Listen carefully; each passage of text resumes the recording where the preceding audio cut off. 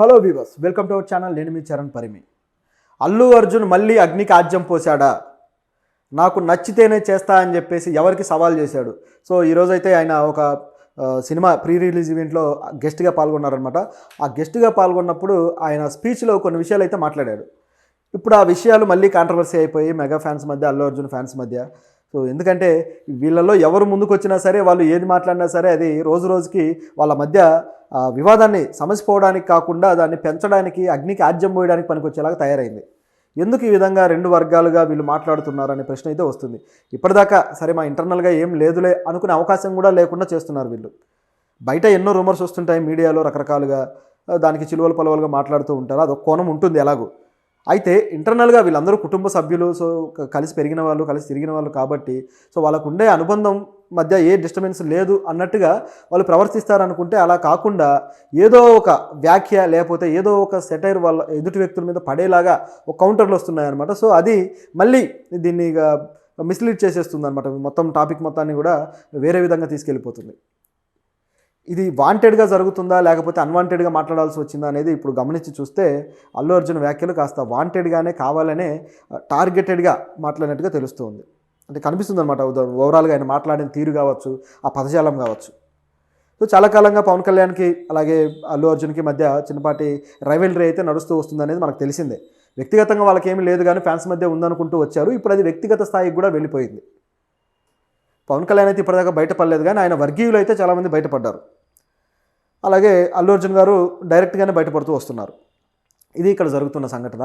పవన్ కళ్యాణ్ గారు అసలు ఎలా స్టార్ట్ అయింది అనేది మనం గమనించి చూసినా, ఎలక్షన్లో ఆయన తన ఫ్రెండ్కి మద్దతుగా, అది కూడా వైఎస్ఆర్సీపీ పార్టీ తరపు నుంచి పోటీ చేస్తున్న ఫ్రెండ్కి మద్దతుగా వెళ్ళి ప్రచారం చేయడము నంద్యాలలో.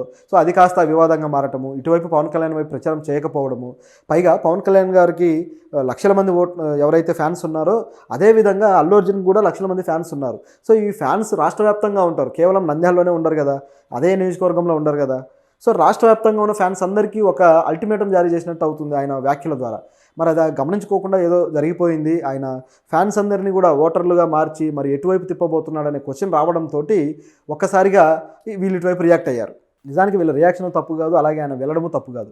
ఎందుకంటే రెండు వైపుల నుంచి కూడా కరెక్ట్గానే కనిపిస్తుంది. అది ఆయన వ్యక్తిగత విషయం, వెళ్ళారు, ఆయనకు నచ్చినట్టు ప్రచారం చేసుకుంటారు, తప్పులేదు. అదేవిధంగా పవన్ కళ్యాణ్ గారి గెలుపును కూడా ఆయన కొనియాడారు.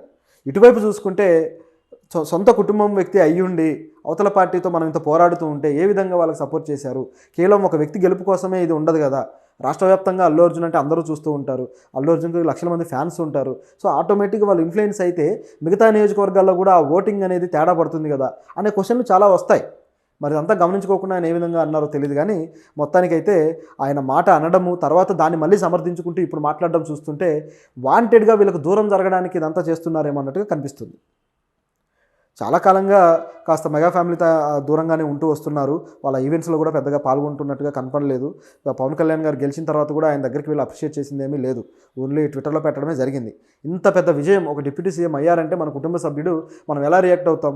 సో అటువంటి ఒక జెన్యూన్ రియాక్షన్ అనేది ఇక్కడ లేకపోవడం వల్ల కొద్దిగా సమస్యగా అయితే మారింది. అంటే ఆయన విమర్శించడానికి కాదు కానీ వాళ్ళ మధ్య మనస్పర్ధలు ఏ స్థాయిలో ఉన్నాయో చెప్పడం కోసం ఇది ఒక క్లియర్ అనాలిసిస్ అంతే.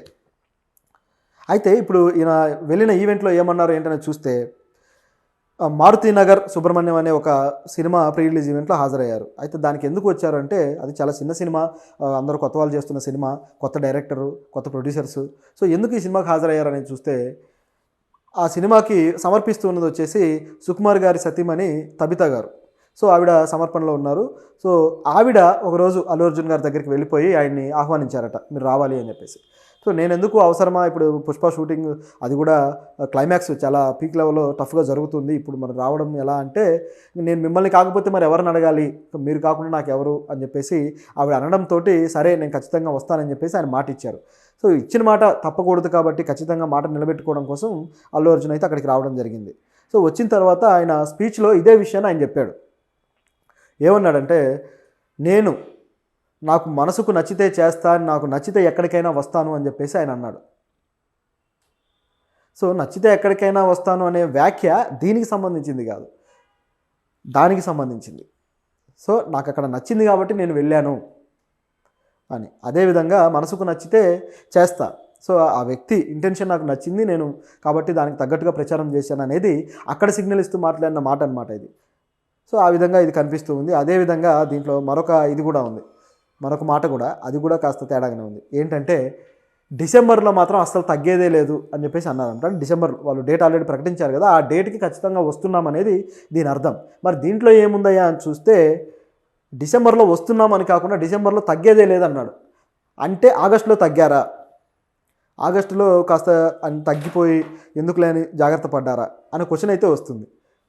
డిసెంబర్లో అంటే ఎవరినైనా మేము ఎదిరిస్తాము, ఇక తగ్గకుండా వచ్చేస్తాము, ఎవరు ఆపినా ఆగేది లేదు అనే సందేశమా? సో ఎవరు మిమ్మల్ని ఆపాలనుకున్నారు, ఎవరు ఆపితే మీరు ఆగిపోయి తగ్గిపోయారు అనే ప్రశ్నలు అయితే వచ్చేస్తాయి. అంటే ఇవన్నీ కూడా ఆజ్యం పోయడానికి ట్రై చేసే మాటలు అనమాట ఈ పదజాలం అంతా కూడా. సో దీనివల్ల ఏంటంటే ఇంకా పెరుగుతూనే ఉంటుంది కానీ తగ్గదు. అదేదో క్లారిఫై చేస్తుంటే బాగుండేది. క్లియర్గా ఆయన వెళ్ళింది వ్యక్తిగత విషయం, ప్రచారం చేసింది ఆయన వ్యక్తిగతంగా వెళ్ళి ఆయన ప్రచారం చేశాడు, అంతవరకు బాగానే ఉంది. కానీ ఆ బయట వీళ్ళు అర్థం చేసుకున్న పద్ధతి వేరేగా ఉంది కదా, సో అది మిస్ఇంటర్ప్రిటేషన్ అయింది అని చెప్పేసి ఆయన క్లారిఫికేషన్ చేసుకుంటే బాగుండేది. పైగా ఆయన తన ఓటర్లందరినీ కూడా ఒక్కసారిగా ఇటువైపు టర్న్ చేసినట్టు అవుతుందని తనే సొంతంగా ఆలోచించినా బాగుండేది. కానీ అలా ఆలోచించలేకపోయారు, అదే ఇక్కడ జరిగిన మిస్టేక్ అనమాట. సో అది ఇప్పుడు క్లారిటీ ఇస్తే అయిపోద్ది కదా ఇలాంటి సభలో. అయితే ఎవరికి నేను క్లారిటీ ఇవ్వాలనే భావన ఆయనకు కూడా ఉండుండొచ్చు.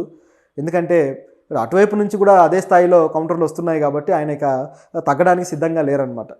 అందుకోసమే తగ్గేదేలే అని చెప్పేసి ఆ ఈవెంట్లో చెప్పడం జరిగింది. సో ఈ టాపిక్ మీద ఫ్యాన్స్ కూడా ఇక మళ్ళీ గొడవలు స్టార్ట్ చేసేసారు, ట్విట్టర్లో కావచ్చు, మిగతా సోషల్ మీడియాలో కావచ్చు. మొన్నటిదాకా ఏమో చిరంజీవి గారి వల్ల వచ్చాను, హీరోని అయ్యానని చెప్పుకున్నారు. ఇప్పుడు మాత్రం ఈ ఈవెంట్లో ఫ్యాన్స్ వల్లే హీరో అయ్యాను, ఫ్యాన్స్ని చూసే నేను హీరోగా మారానని చెప్పేసి చెప్తున్నారు. సో ఇది ఏమైనా అర్థం ఉందా అని చెప్పేసి కొన్ని కౌంటర్లు అయితే వేస్తున్నారు. నిజానికి ఆయనకు చిరంజీవి గారి మీద ఉన్న గౌరవం ఇసుమంతైనా తగ్గిందని నేనైతే అనుకోను. ఎందుకంటే ఆయన నుంచి ఇన్స్పైర్ అవ్వడం కావచ్చు, డ్యాన్సులు కావచ్చు, ఫైట్లు కావచ్చు, యాక్టింగ్ కావచ్చు, ప్రతి విషయంలో చిరంజీవి గారి ఇన్ఫ్లుయెన్స్ ఉంటుంది, ఇన్స్పిరేషన్ ఉంటుంది. సో ఆయన కాకుండా వేరే ఏది కూడా వీళ్ళ యాక్టింగ్లో కనిపించేదేమి ఉండదు. ప్రతి విషయంలో కూడా చిరంజీవి గారి ఇన్స్పిరేషను, ఆయన చేసిన విధానం కావచ్చు, ఇదంతా కూడా వాళ్ళు ఒక ఇన్స్పైర్ అయినట్టుగా కనిపిస్తూ ఉంటుంది. కాబట్టి ఆ గౌరవం అయితే ఆయన ఏమీ తగ్గించుకోలేదు. కానీ ఇక్కడ గొడవ పూర్తిగా పవన్ కళ్యాణ్తో తప్పితే మిగతా కుటుంబంతో కాదు. మిగతా వాళ్ళందరితో ఆయన బాగానే ఉన్నారు. అది రాజకీయపరమైందే కానీ వ్యక్తిగతంగా అయితే దీన్ని తీసుకెళ్లకుండా ఉంటే బాగుంటుంది. ఇలాంటి వ్యాఖ్యలన్నీ కూడా వ్యక్తిగతమైన ఇది వెళ్తాయి. ఈ ఈవెంటు సినిమా ఈవెంటు, సో నచ్చింది వెళ్ళాం, బాగానే ఉంది. కానీ రాజకీయం అలా కాదు కదా. సో అక్కడ మాట్లాడింది పోనీ దానికి సంబంధించిన రాజకీయానికి సంబంధించి సపరేట్గా ఏదైనా మాట్లాడి క్లారిటీ ఇస్తే అయిపోతుంది. కానీ వ్యక్తిగతమైన అభిప్రాయాల్లోకి దాన్ని తీసుకొచ్చేసి కుటుంబ సంబంధాల్లోకి దాన్ని మాట్లాడేస్తే అది పూర్తిగా ఇక వీటి మధ్య ఉన్న గ్యాప్ అనేది లేకుండా పోతుంది. రాజకీయాన్ని వ్యక్తిగతాన్ని కలిపేసి అక్కడి వైరాన్ని ఇక్కడికి తర్జుమా చేసినట్టు అవుతుంది. సో ఇలా జరగకుండా ఉండాలని కోరుకుందాం. తర్వాత ఈసారి ఈవెంట్లలో అయినా ఇటువైపు మెగా ఫ్యామిలీ నుంచి కావచ్చు, అలాగే అల్లు అర్జున్ నుంచి కావచ్చు, అంటే ఇప్పుడు రెండు వేరు అయిపోయింది కాబట్టి అలా చెప్పాల్సి వస్తుంది. సో ఏదో ఒక క్లారిటీ, సో రాజకీయ వైరాలు వేరు, వ్యక్తిగతం వేరు అనే క్లారిటీని అయితే ఇస్తే ఇంకా బాగుంటుంది. ఫ్యాన్స్ కూడా గొడవ పడకుండా ఉంటారు.